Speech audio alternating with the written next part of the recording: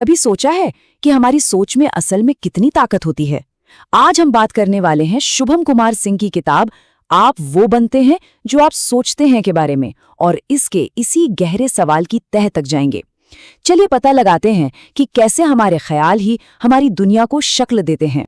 तो चलिए सीधे इस किताब की सबसे जरूरी बात को समझते हैं कि इसका कोर मैसेज आखिर है क्या। पूरी किताब की नींव बस इसी एक लाइन पर टिकी है। सुनने में कितना सिंपल लगता है ना, कि इंसान जो सोचता है वही बन जाता है। पर जरा इसकी गहराई में उतर कर देखिए। इसका मतलब ये है कि हमारी अपनी जिंदगी का रिमोट कंट्रोल वो हमारे ही हाथ में है।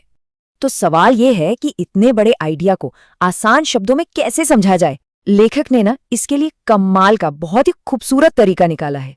सोचिए कि अपना जो मन है वो एक बगीचा है और हमारे जो ख्याल हैं वो है बीज। ये एनालॉजी, ये रूपक बहुत पावरफुल है। क्यों? क्योंकि ये हमें एक माली वाली जिम्मेदारी देता है। मतलब हमारा मन कोई ऐसी जगह नहीं है जहां कुछ भी अपने आप उग जाएगा।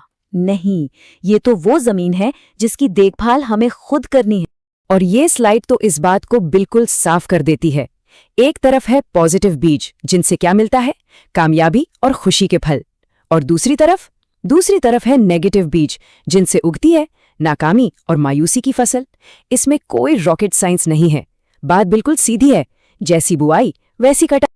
तो ठीक है, बगीचे वाली बात तो समझ आ गई, लेकिन इस बगीचे की देखभाल के लिए टूल्स मतलब औजार वो कहाँ से मिलेंगे? तो किताब हमें कुछ बहुत प्रैक्टिकल, बहुत काम के सिद्धांत बताती है। तो पहला और सबसे जरूरी टूल वो है ये समझना कि हमारे विचार बस ख्याल नहीं है। नहीं, उनमें एनर्जी है, एक एक्टिव पावर है। किताब के हिसाब से हमारी हर सोच एक तरह की वाइब्रेशन, एक तरंग पैदा करती है। और जब हम लगातार एक ही चीज के बारे में सोचते रहते हैं तो असल में हम उस चीज को अपनी ओर अट्रैक्ट कर रहे होते हैं, खींच रहे होते हैं। अब सवाल ये है कि ये बीज बोए कहाँ जाते हैं? कॉन्शियस माइंड में, चेतन मन में? नहीं, किताब कहती है कि असली खेल तो सबकॉन्शियस माइंड का है, यानी हमारे अवचेतन मन का। ये हमारे बगीचे की वो गहरी उपजाऊ मिट्टी है। तो जाहिर है, अगर कामयाबी की फसल उगानी है तो बीज भी इसी मिट्टी में बोने होंगे। इसे सफलता के लिए प्रोग्राम करना होगा। लेकिन सोचिए, एक अच्छा माली क्या सिर्फ बीज बोता है? नहीं ना, उसे जंगली घास फूस, जिसे हम खरपतवार कहते हैं, वो भी तो हटानी पड़ती है। और ये खरपतवार क्या है? ये है हमारे नेगेटिव थॉट्स। किताब हमें यही सिखाती है कि कैसे इन नेगेटिव विचारों को पहचानें और उन्हें बढ़ने से पहले ही जड़ से उखाड़ फेंकें। और एक बात हमेशा याद रखने वाली है कि ये जो चिंता और डर है ना, ये अक्सर असली नहीं होते। ये तो बस हमारे दिमाग की बनाई हुई कहानियां हैं। और अब आता है आखिरी और शायद सबसे मजेदार टूल, विजुअलाइजेशन, यानी कल्पना की शक्ति। मतलब अपने गोल के बारे में सिर्फ सोचना नहीं है, उसे अपने दिमाग में जीना है, महसूस करना है कि वो गोल अचीव हो चुका है। जब हम अपने मन में जीत की एक एकदम क्लियर कट तस्वीर बना लेते हैं ना, तो असलियत में भी उस तक पहुंचने के रास्ते खुद ब खुद खुलने लगते।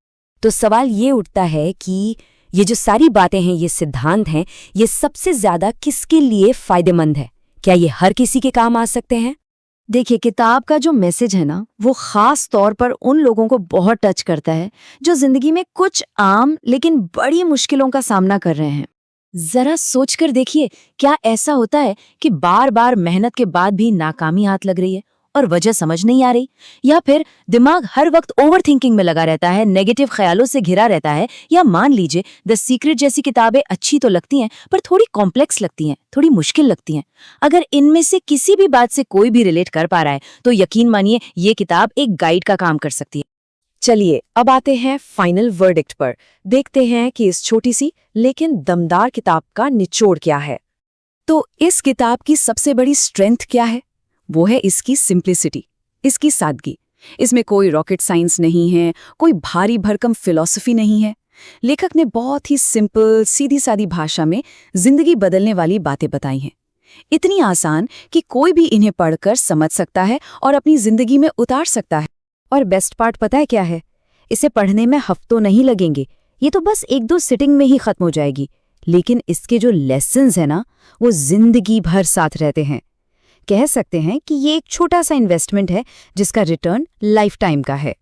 तो ये सब जानने के बाद आखिर में बस एक ही सवाल बचता है, एक सवाल जो ये किताब हमारे लिए छोड़ जाती है, आज, अभी, इस पल हम सब अपने मन के बगीचे में कौन सा पहला बीज बोने का फैसला करते हैं। याद रखिए, चुनाव भी हमारा है और भविष्य भी।